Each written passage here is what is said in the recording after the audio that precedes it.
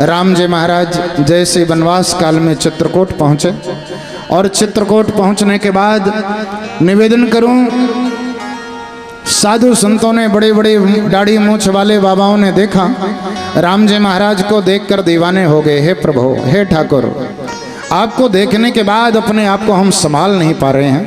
ऐसा लग रहा है जैसे आपको उठाकर सीधे सीने से लगा लें, आपके मुख को हम चूम लें। राम जी महाराज कहने लगे, अगर ऐसा किए तो मर्यादा खंडित हो जाएगी। प्रतीक्षा करो, द्वापर युग में कृष्णावतार में आऊंगा, उस समय तुम सभी के मनोरथ को सफल करूंगा।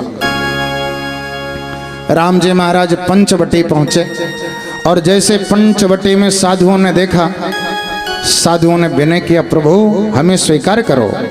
लेकिन राम जी ने वही वचन दिया, द्वापर युग में तुम्हारे मनोरथ को सफल करेंगे। लंका की राक्षसियां, त्रिष्टा आदि राक्षसियां जैसे ही आई, राम जी का दर्शन की, सारी राक्षसियां भगवान से निवेदन करने लगी, हे स्वामी आप हमें स्वीकार करो। लेकिन भगवान ने द्वापर युग की प्रतीक्षा करने को कहा। आज वही सारे भक्त, साधु संत, बड़े बड़े योगी जन, निवेदन करूं, ब्रज की गोपियों के रूप में पधारे हैं, जो कि भगवान के सन्निधि में आए हैं। भगवान का दर्शन करके, भगवान को स्पर्श करने के बाद, गोद में बैठाने के बाद आज वो अपने जीवन को कृतार्थ कर रहे हैं। गोपी शब्द का संस्कृत व्याकरण में निवेदन करूं, विशेष अर्थ है। गोपी मानी गोभी इंद्रिय ही कृष्ण रसम पिबती यासा गोपी।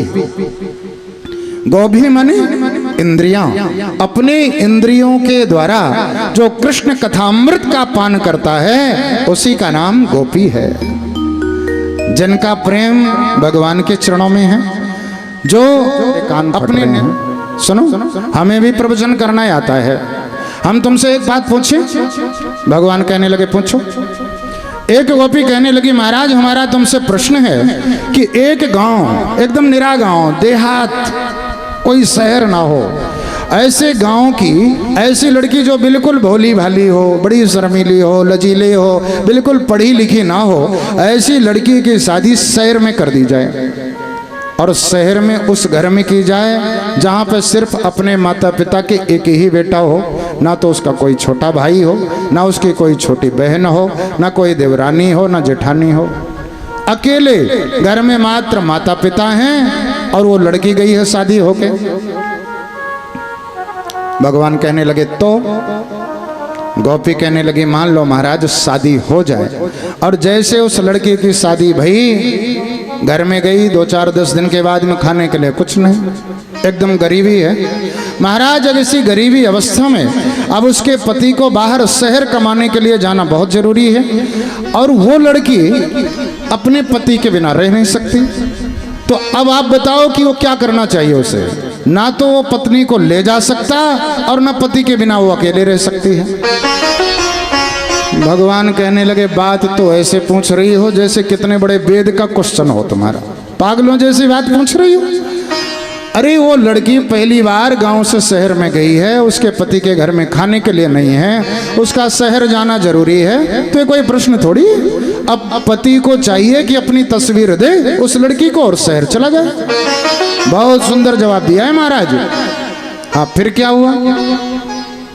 गोपी कहने लगे, 6 महीने तक उसका पति बाहर रहे, कमाए, और पैसा धन इकट्ठा करने के बाद में वो पुनः अपने गांव को आए।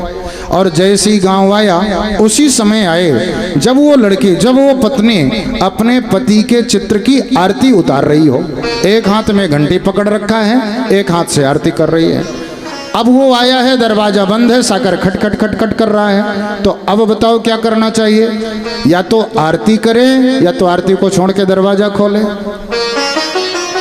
भगवान बड़े जोरों से हंसने लगे, पागलों जैसे प्रश्न पूछ रही हो, ये तुम्हारा कोई प्रश्न है? अरे तस्वीर की पूजा कर रही हैं, असली पति आ गया तो घंटी को रखे, आरती को रखे, दरवाजा खोले। महाराज हमारे प्रश्न का उत्तर मिल गया। मतलब क्या है? सीधा साधा है महाराज, पुरुष तो इस संसार में मात्र एक आप ही हो, बाकी दुनिया के जितने हैं सब छाया है आपकी। और अगर असली पति आया है तो इन नकलियों के पास क्यों भेज रहे हो? भगवान कहने लगे अच्छा, मतलब हमारी बात में हमें ही उलझा रही हो। गोपियां कहने लगी सरकार उलझा नहीं रही हैं, आपकी बात आपको समझा रही हैं। हमने सबको छोड़ करके, सबका परित्याग करके आपके चरणों में समर्पित होके आई हैं। अब अगर हमें परित्याग कर दोगे तो दुनिया में हमारा कौन है। बच्चों को छोड़ के आई हैं, पतियों को छोड़ के आई हैं, सास ससुर को छोड़ के आई हैं। महाराज हमारा परित्याग ना करो, चाहे जो करना है सो करो। भगवान कहने लगे ठीक है देवियों, अगर आई हो तो आपका स्वागत है। भगवान ने रास प्रारंभ किया और जैसे ही रास प्रारंभ किया तो हर गोपी के साथ में गोविंद हैं। किसी गोपी को ऐसा नहीं लग रहा कि इस गोपी के पास भी कन्हैया है। भगवान उतने स्वरूप धारण किए जितनी गोपियां हैं, हर गोपी के पास कन्हैया। हर गोपी को लगने लगा कि मानो कन्हैया मात्र मुझे ही चाह रहे हैं, मेरे अलावा और कोई सुंदर नहीं है। कन्हैया मेरे ही दीवाने हैं, इसका मतलब सबसे ज्यादा सुंदर मैं ही हूं। और जैसी गोपियों को अहंकार हुआ तो निवेदन करूं एक क्षण में भगवान सभी के बीच से राधा रानी को लेके अंतर ध्यान हो गए। और जैसे अंतर ध्यान भय, राधा रानी जैसी बाहर पहुंची भगवान के साथ में, कुछ दूर में प्रकट भय। अब अभी तो गोपियों को अहंकार था, अब राधा रानी को अहंकार हो गया। राधा रानी को लगने लगा इसका मतलब है सभी गोपियों में सर्वश्रेष्ठ मैं हूं, कन्हैया मात्र मुझे ही प्यार करते हैं, इसके अलावा किसी को नहीं करते। और जैसे राधा रानी को अहंकार हुआ तो निवेदन करूं, राधा रानी कहने लगी सुनो जी मेरे पैर में बहुत दर्द है। भगवान कहने लगे चलो इस पेड़ के नीचे बैठ ले। राधा रानी ने कहा नहीं, बैठना नहीं है, आगे चलना है।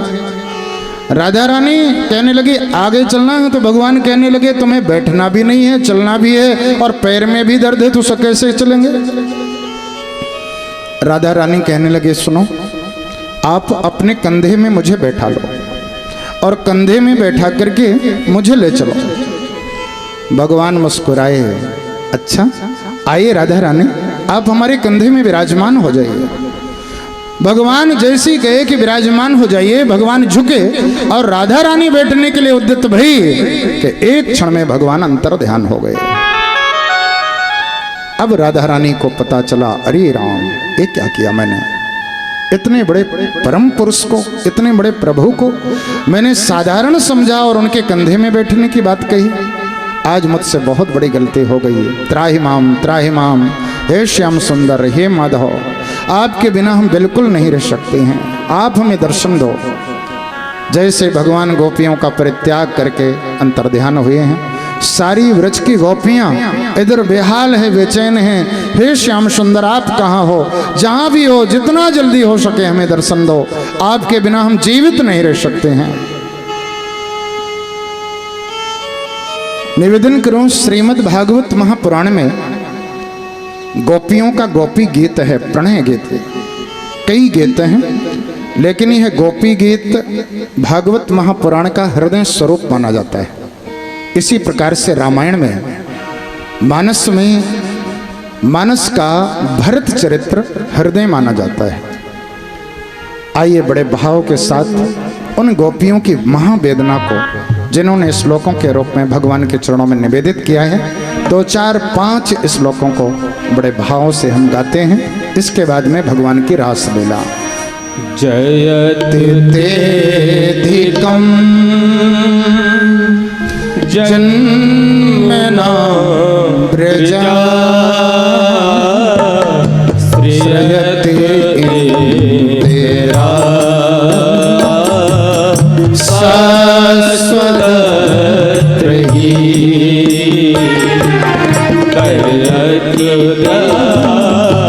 आप हमारा परित्याग कर रहे हो। आज हम सबको छोड़ करके आपके चरणों में समर्पित होकर के आई हैं। हम आपसे प्रेम करते हैं, आपके लिए हमने सब कुछ न्यौछावर किया है, और जो आपसे प्रेम करे उसके साथ में इस प्रकार से करना क्या आपका यही धर्म है? हे मधुसूदन, आपसे हम पूछना चाहते हैं, अगर आपको हमारे साथ ऐसा ही करना था तो आपने हमें क्यों बचाया था? क्या आपका यही धर्म है? जो मृत्यु के गाल में जा रहा हो, जिसकी मृत्यु सामने खड़ी हो, ऐसे व्यक्ति को मृत्यु से बचा करके और उसे सुई से कोंच कोंच करके मारना, क्या तुम्हारा यही धर्म है? हे नंदनंदन, अगर आपको हमारे साथ ऐसा करना था तो आपने हमें उस बड़वानल अग्नि से क्यों बचाया था? आपने बकासुर से हमें क्यों बचाया था? आपने अघासुर से हमें क्यों बचाया था? हे श्याम सुंदर, अगर आप ऐसा सोच रहे हो कि आप मात्र यशोदा और नंद के छोरे हो तो ऐसा नहीं हो। आप तो सारे संसार के हो, आप पे हमारा भी अधिकार है। हे नंदनंदन, आप हमारे नेह को मत नष्ट करो। आपकी हम बिना मोल की दासी हैं। आपसे कोई रुपए पैसे नहीं लेते, आपसे प्रेम करने का आपसे कोई मोहरे नहीं लेती हैं। केवल इतना ही तो चाहती हैं कि आप भी हमसे प्रेम करो, और आप हमारे साथ में इस प्रकार से कर रहे हो। हे मधुसूदन, हे श्याम सुंदर, बिना मोल की दासियों के साथ इस प्रकार से ना करो। अगर आपने इस प्रकार से किया तो अपने प्राण का परित्याग कर देंगे हम। ऐसा कहते हुए कोई गोपी अचेत होकर के गिर गई, कोई गोपी कृष्ण भावापन्न हो गई। राधा रानी से मिलकर के सारी वृक्ष की गोपियां वृक्षों से, लताओं से, पत्तों से पहुंच रही हैं। यमुना की पुलिन में जाकर के निवेदन करूं, वहां पे पहुंच रहे हैं। एक वृक्ष की गोपी ने तुलसी से पूछे, अरे बहन, हमारे श्याम सुंदर तुम्हें ज्यादा प्रेम करते थे, तो ही बता कि हमारे मधुसूदन कहाँ हैं? हवा का झोंका आया, और जैसे हवा का झोंका आया तुलसी हिले। एक गोपी कहने लगी, बहन इससे पूछ रही है, ये तो हमारी सबत है। अरे ये क्या बताएगी? अरे इसे तो पता भी होगा तो हमारे श्याम सुंदर के बारे में नहीं बताएगी। सारी वृक्ष की गोपियां क्रंदन कर रही हैं, रुदन कर रही हैं। उसी समय, उसी काल सभी गोपियों के बीच में श्याम सुंदर प्रकट हो गए। बोलिए भक्त वत्सल भगवान की। और जैसी प्रकट हुए, सारी वृक्ष की गोपियां दौड़ पड़ी। किसी ने भगवान का फेटा पकड़ लिया, किसी ने चरण पकड़ लिया, किसी ने भगवान की कमर को बड़ी जोरों से कस लिया, किसी ने भगवान के बाल पकड़ लिए, किसी ने भगवान की कांच पकड़ ली, किसी ने धोती पकड़ी है, किसी ने उंगली पकड़ी है। एक गोपी तो सामने गई और भगवान को भर नेत्र देखा, और भर नेत्र देखने के बाद अपने नेत्रों को बंद कर लिया। मानो वृक्ष की गोपी ने अपने नेत्र के मार्ग से लेकर के हृदय में विराजमान किया, और इसके बाद नेत्र को बंद करके ये बताया कि इस रास्ते अब तुम्हें नहीं जाने दूंगी मैं। गोपियों ने बड़ी जोर से कस करके बांध कर रखा है। एक गोपी कहने लगी, छलिया, हम तुमसे इतना प्रेम करते हैं और तुम हमारे साथ इस तरह से कर रही हो।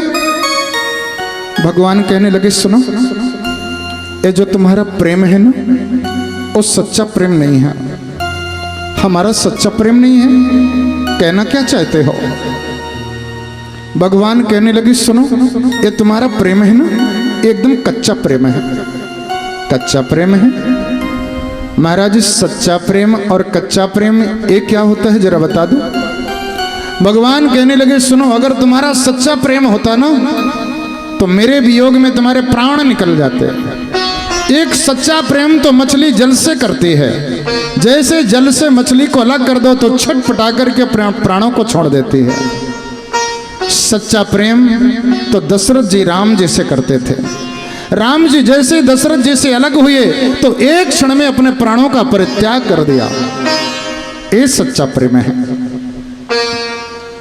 गोपी कहने लगी, वाह जी वाह, क्या प्रेम की व्याख्या करी है आपने। ऐसा लग रहा है जैसे प्रेम पे आपने पीएचडी कर रखी हो। महाराज किसी से हम प्रेम करते हैं और उसके प्रेम में प्राणों को छोड़ दें, इसी को असली प्रेम करते हैं कहते हैं। भगवान कहने लगे तो क्या? गोपियां कहने लगी वाह जी, आज तो आपने हमें प्रेम के बारे में कम से कम बता दिया। नहीं, आज के पहले हमें प्रेम के बारे में पता भी नहीं था। महाराज, जिससे हम प्रेम करते हैं उसके वियोग में हमारे प्राण निकल जाएं, अगर वही असली प्रेम है तो आपसे हम पूछना चाहते हैं कि राम जी के वियोग में सीता जी के प्राण क्यों नहीं निकले? महाराज, तो आप क्या कहना चाहोगे? क्या सीता जी राम जी से प्रेम नहीं करती थी, या तो आपने जो प्रेम की व्याख्या करी वो प्रेम की व्याख्या ही गलत है? आप बताओ महाराज। भगवान ने कोई उत्तर नहीं दिया। एक गोपी कहने लगी बहन, ये क्या उत्तर देंगे, इनसे क्या पूछ रही है? अरे इन्होंने तो आज तक कभी किसी से प्रेम किया ही नहीं है, इन्होंने तो मात्र धोखा दिया है, इन्होंने तो छल किया है, इन्होंने तो दूसरे को सताया है, इन्होंने तो दूसरे को तड़पाया है, ये क्या प्रेम करेंगे? और प्रेम के बारे में ये क्या जानेगा? महाराज बताओ ना, आपसे हम पूछना चाहते हैं, क्या सीता जी राम जी से प्रेम करती थी या कि नहीं करती थी? अरे सीता जी राम जी के वियोग में 6 महीने तक लंका में रही, तो सीता जी के प्राण क्यों नहीं निकले?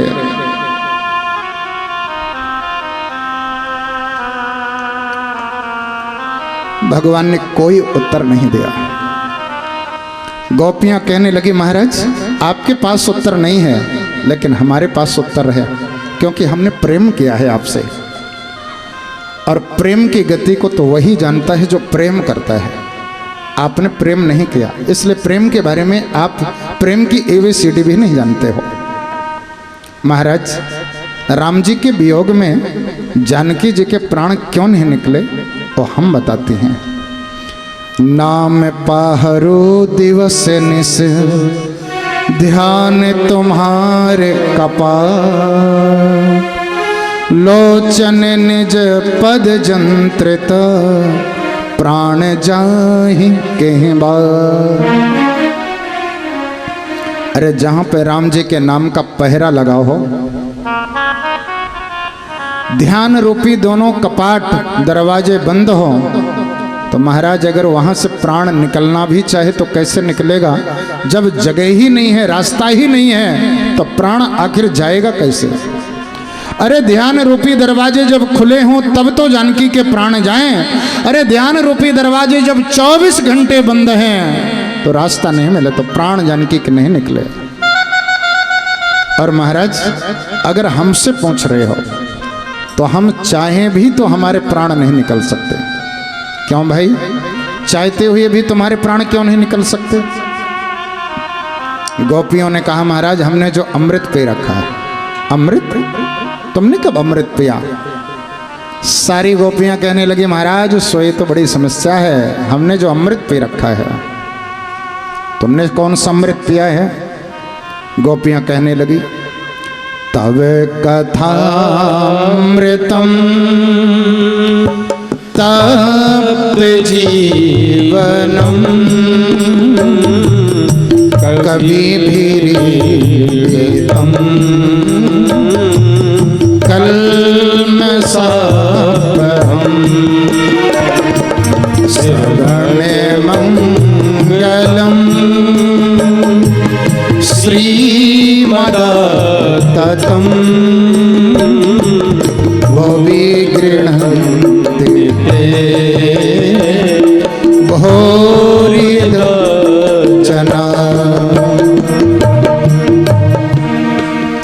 गोपियां कहने लगी तब कथामृतम तप्त जीवनम।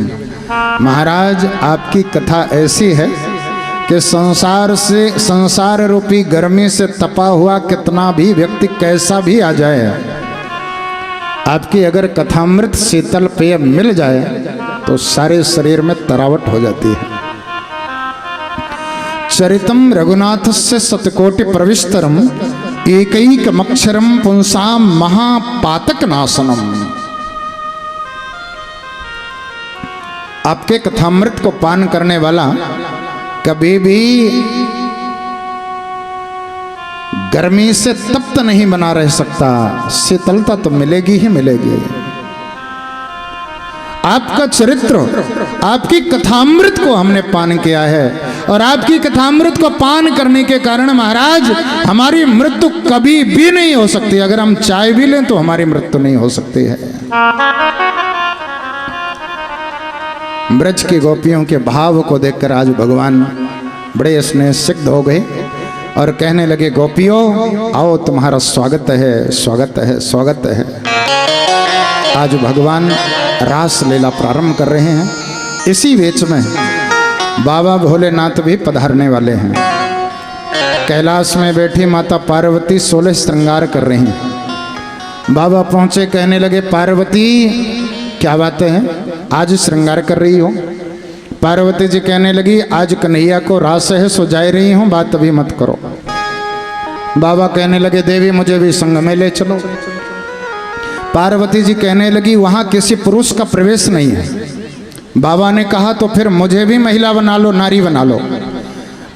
पार्वती जी कहने लगी, मेरे पास बिल्कुल समय नहीं है और चुनर और घाघरा रखा है, अरे पायल रखी हुई है, बिछुए रखे हैं, जल्दी से पहन लो।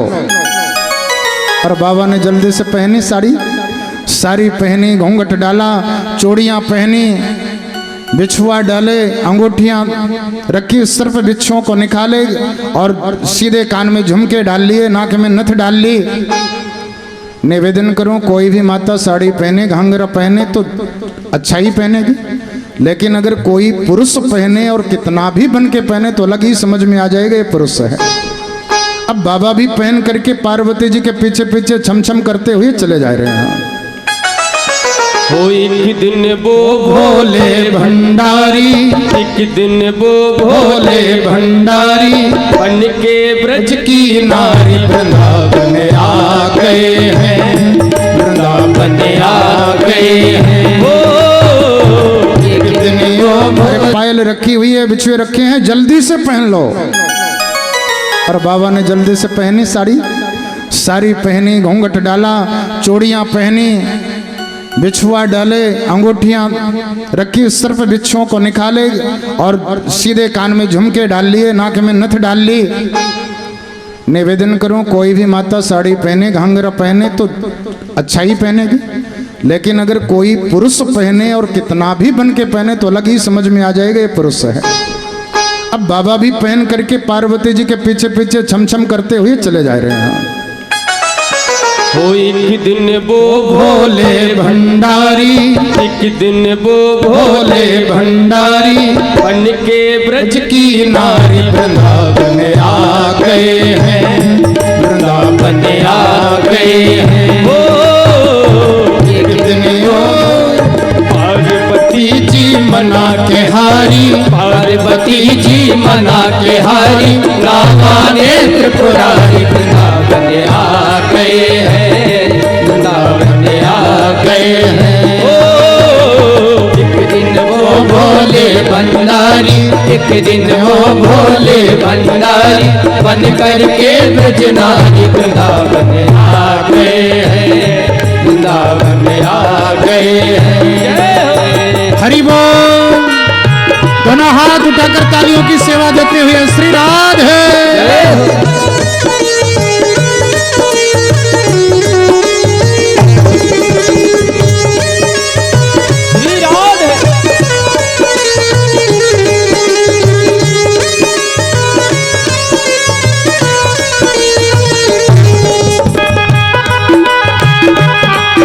श्री राधे।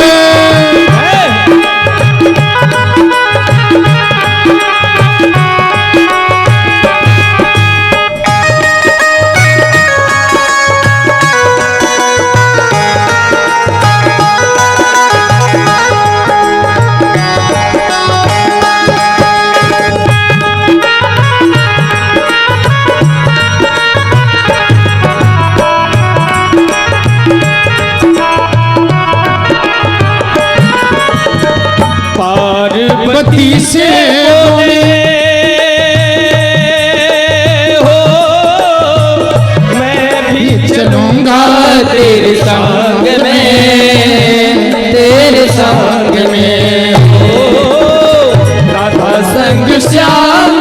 नाचे मैं भी नचूंगा तेरे संग में, तेरे संग में। रास रचेगी ब्रज में भारी रास रचेगा ब्रज में भारी, हमें दिखाओ प्यारी वृंदावन आके वृंदावन आके ओ एक दिन वो भोले भंडारी, एक दिन वो भोले भंडारी बंद करके ब्रज नारी वृंदावन आ गए हैं, वृंदावन आ गए हैं। जय हो।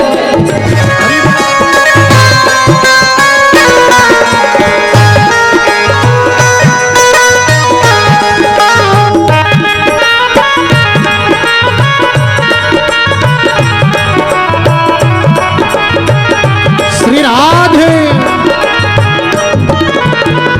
ओ मेरे भोले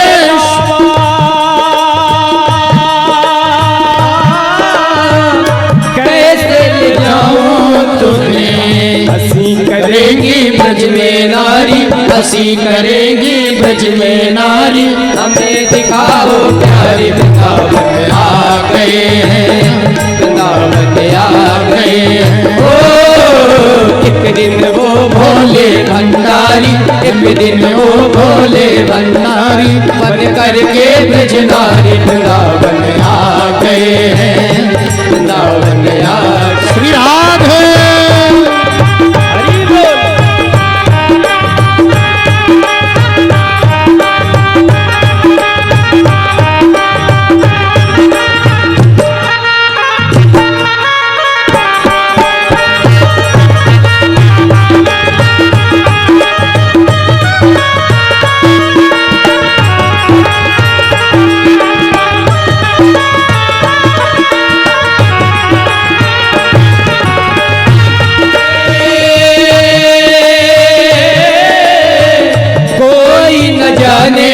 इस राज को, इस राज को मैं हूँ सहेली तेरी ऐसा बताना ब्रिजराज को, ब्रिजराज को। लगा के बिंदिया पहन के सारी, लगा के बिंदिया पहन के सारी, राधे चले बंदवारी वृंदावन आ गए हैं, वृंदावन आ गए हैं। ओ एक दिन वो भोले भंडारी, एक दिन वो भोले भंडारी बन करके ब्रज नारी वृंदावन आ गए हैं, वृंदावन आ गए हैं। ओ एक दिन वो भोले भंडारी, एक दिन वो भोले भंडारी बन करके ब्रज नारी वृंदावन आ गए हैं, वृंदावन आ गए हैं, वृंदावन आ गए। पार्वती जी ने अपना परिचय बताया और आगे प्रवेश करने लगी। ललिता जाने दे। और जैसी पार्वती जी आगे जाने लगी कि बाबा ने पीछे से साड़ी खींची, इशारा किया मेरा भी तो परिचय बताए दे। पार्वती जी ने बातें बनाई, अरे ललिता ये अभी नई नवेलन दुल्हन आई है व्रज की, सो तो रिश्ते में या की सासू लगे यही कारण तो शर्माई रही है, या को जाने दे तू। ललिता कहने लगी ना ऐसे ना ही जाने दूंगी, पहले या को पता बता काके घर ती आई है, काकी बहू है, काकी दुल्हन है, पहले या पता को बताए या के बाद में ही जाने दूंगी। पार्वती जी ने बात बनाया और व्रज के एक गोपाल को नाम बताई दियो, और जैसे नाम बताई दियो तो ललिता ने कहा कि ठीक है तो सच बोल रही है। पार्वती जी ने कहा सच बोल रही हूँ। कहा ठीक है जा सकती है। अब जैसी बाबा ने अपना कदम बढ़ाया कि एक क्षण में ललिता ने हाथ पकड़ लिया, खबरदार। पार्वती ने कहा का भयू। ललिता ने कहा मोको या गोपी ना गोपा दिख रहे हो। बहन कैसे तुमको पता भैया कि गोपी ना है गोपा है, का बात है, का प्रमाण है। ललिता कहने लगी बहन जैसे गोपी को पांव देहली से आगे बढ़े तो सबसे पहले बायां बढ़े, या को तो दहिना बढ़ रहे हो सो पता है गयो कि गोपी ना है गोपा है। बाबा कहने लगे अरे बाप रे, आज तो बड़ी सीबीआई जांच है रही है, अब कैसे प्रवेश पावेंगे। पार्वती जी ने समझाया, अरे बहन बाबा भोलेनाथ है, जान दे। ललिता ने कहा अगर कुछ बात भई सो तेरी जवाबदारी बनेगी। पार्वती जी ने कहा हाँ मेरी जवाबदारी है तो बिल्कुल नेक सो चिंता न कर। बाबा को लेके पार्वती जी आगे बढ़ी। थोड़ा सा भैया उठा दो, थोड़ा सा उठा दो, वॉल्यूम बढ़ा दो, डाउन जैसे हो गया। निवेदन करो जैसे पार्वती जी लेके बाबा को गई। कन्हैया तो पता हो गया कन्हैया को। कन्हैया कहने लगे बाबा चोरों के सरदार के यहाँ चोरी करने पधारे हो, लेकिन आज हमसे ना बच पाओगे। भगवान कहने लगे सबरी गोपियां लाइन लगाई के खड़ी है जाएं, सबके मुखन को पहले देखेंगे फिर रास चालू करेंगे। भगवान कहने लगे अरे बाप रे, बड़े मुश्किल तो गेट पास मिलो, सो यहाँ मजिस्ट्रेट चेकिंग चालू है, अब क्या करें। जिस लाइन को चेक कर रहे थे बाबा, उसकी चौथी लाइन में जाके खड़े हो गए, सबसे पीछे घूंघट काट के। कन्हैया कहने लगे 3 लाइनें सही लग रही, चौथी को चेक कर लें। अब जैसे ही कन्हैया चौथी में पहुंचे तो बाबा पहुंच गए 8वीं लाइन में। कन्हैया कहने लगे बाबा आज हम ते ना बच पाओगे, कारण कि चोरों के सरदार तो हम हैं और हम ते चोरी करो। कन्हैया कहने लगे सबरी गोपियां जानी पहचानी लग रही हैं, केवल वह सबसे पीछे वह घूंघट काट के गोपी खड़ी है, वही को चेक कर लें। भगवान पहुंचे और जैसे पहुंचे तो बाबा बड़े शर्मीले लचीले एकदम घूंघट तान के खड़े हैं, पकड़ते भये। भगवान ने घर से घूंघट उठाया कि बाबा की दाढ़ी मूंछ दिख गई। भगवान कहने लगे आइए गोपेश्वर महादेव, आपको स्वागत है हमारे रास में, आइए पधारो। बोलिए गोपेश्वर महादेव की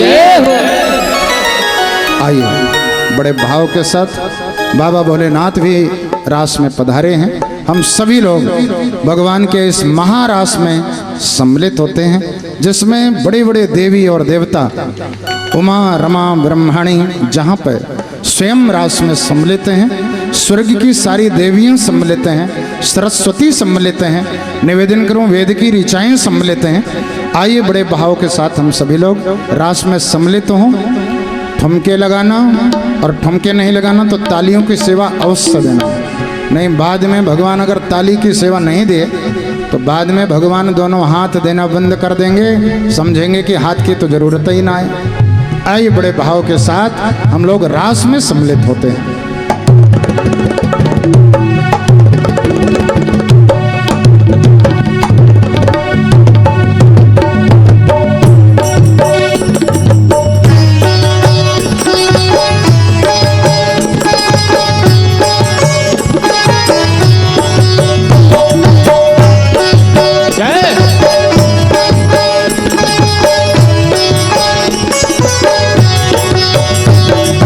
गोकुल में देखो वृंदावन में देखो, गोकुल में देखो वृंदावन में देखो रे, कंवरजीवा के श्याम संग राधा नाचे रे, श्याम संग राधा नाचे रे। गोकुल में देखो वृंदावन में देखो रे, गोकुल में देखो वृंदावन में देखो रे, बंसी वाली श्याम संग राधा नाचे रे, श्याम संग राधा नाचे रे।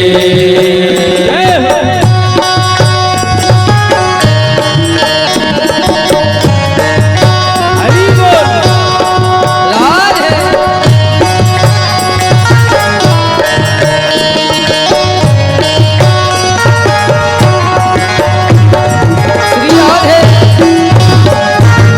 दोनों हाथ उठाकर तालियों की सेवा देते हुए श्री राधे।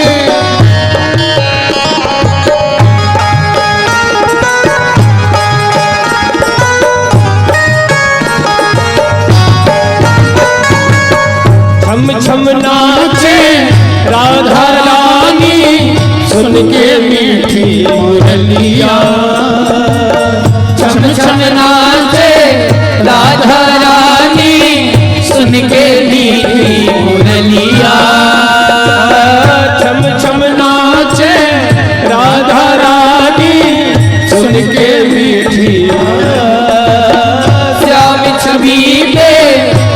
बलिहारी ग्वाल वाले अरे गैया सरर सरर चाले मधुरीपुर भैया रे, सरर सरर चाले मधुरीपुर भैया रे, मेघा भागे श्याम संग राधा नाचे रे, श्याम संग राधा नाचे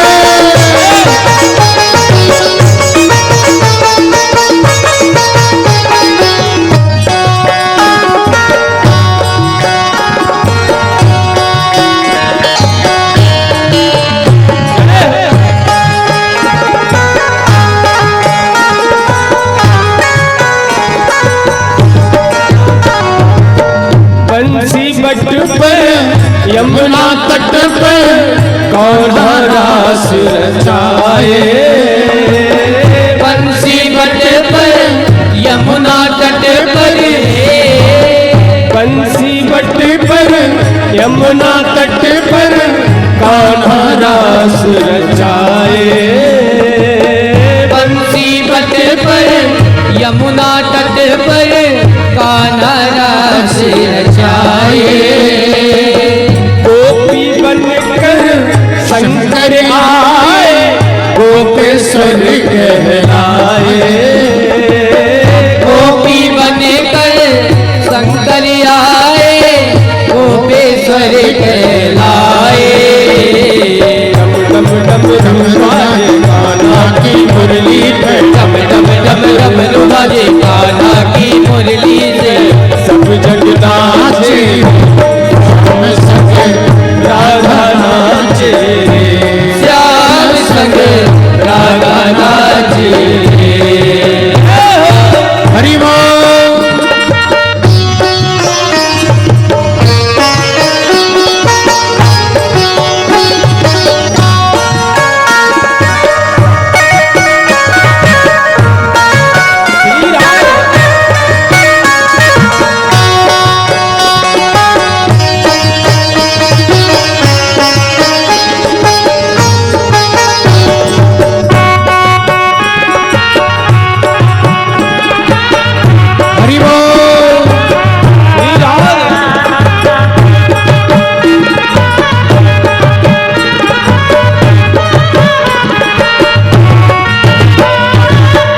चंद्र किरण सो शाम सलोना, दो आंखें गजरारी, चंद्र किरण सो लोना दो आंखें गजरारी, चंद्र किरण सालन हारी, रास बिहारी संग राधा सुकुमारी, संग रास बिहारी संग राधे सुकुमारी संग ब्रज में राधे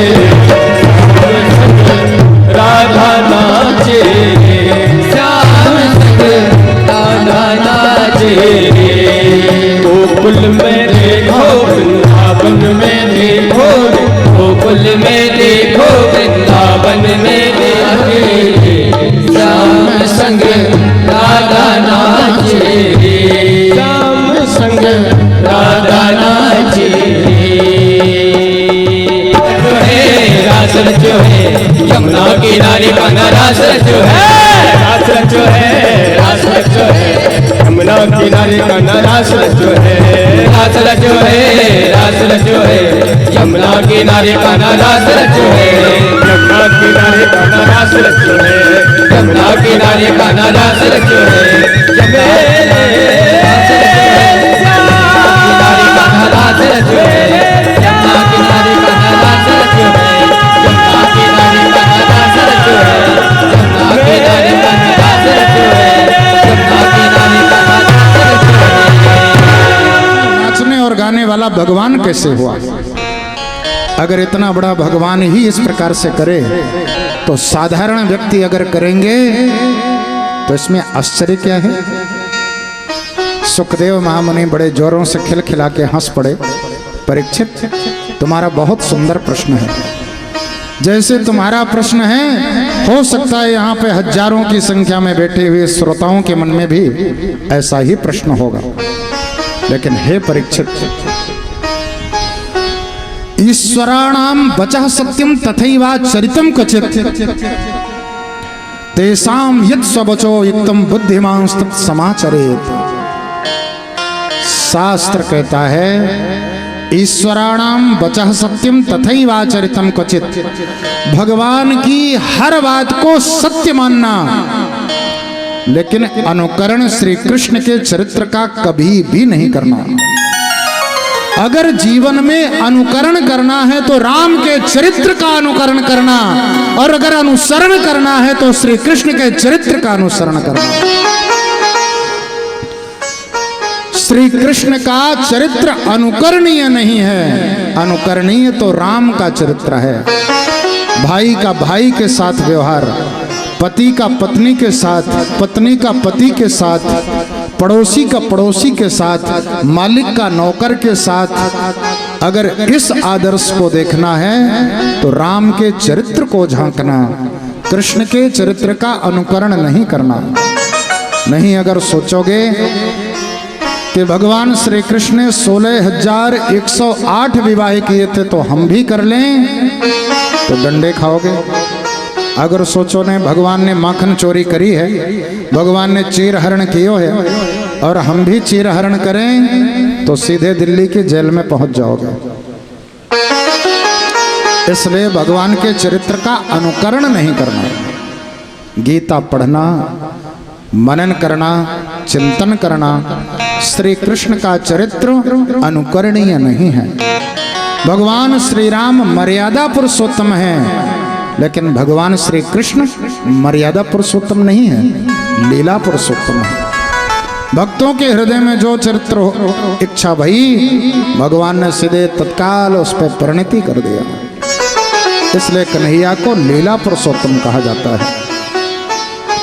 सुखदेव महामुनि परीक्षित से कहने लगे, हे परीक्षित, एक दिन की बात है, नारद जी महाराज कंस के पास में आए और कंस से कहने लगे, तू कैसा मेरा शिष्य है? तेरा शत्रु वृंदावन में रास रचा रहा है, तूने जितने भेजे उतने को काम तमाम कर दिया और तू बैठा आराम से यहाँ गद्दी पे राज्य कर रहा है। कंस कहने लगा, महाराज सोई तो बात समझ नहीं पा रहा हूँ, जितनों को आज तक भेजा वो वापस नहीं आए, आज तक कोई बता नहीं पाया कि आखिर करता क्या है। नारद जी ने कहा, मुझे वचन दे, आज से तीसरे दिन तेरे शत्रु का संहार होना चाहिए। कंस कहने लगा, महाराज मैं तो आज ही करना चाहता हूं, लेकिन करूं कैसे? नारद जी ने कहा, तेरे पास जो धनुष है तो धनुष यज्ञ का आयोजन कर, मथुरा नगरी में मेला भरवा, दोनों भाइयों को निमंत्रण भेज, जरूर आएंगे, और जैसे ही आए तो सीधे समय पाकर काम तमाम कर देना। कंस को युक्ति अच्छी लगी, कहा महाराज ऐसा ही होगा।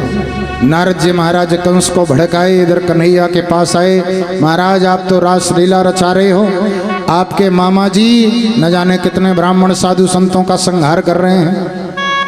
भगवान कहने लगे, वाह मामा जी, उधर तो हमारे मामा जी को भड़का के आ रहे हो और इधर हमें भड़का रहे हो। लड़ाने भिड़ाने में मतलब नंबर 1 आप। नारद जी कहने लगे, प्रभु अगर उकसाता नहीं तो आपको बुलाएगा कैसे, और जब तक बुलाएगा नहीं तो आप जाओगे नहीं, और जाओगे नहीं तो संहार कैसे हो। उसको उकसा के आया हूँ, जैसे निमंत्रण आए तो तत्काल चले जाना और उसे काम तमाम कर देना। भगवान ने कहा, तथास्तु।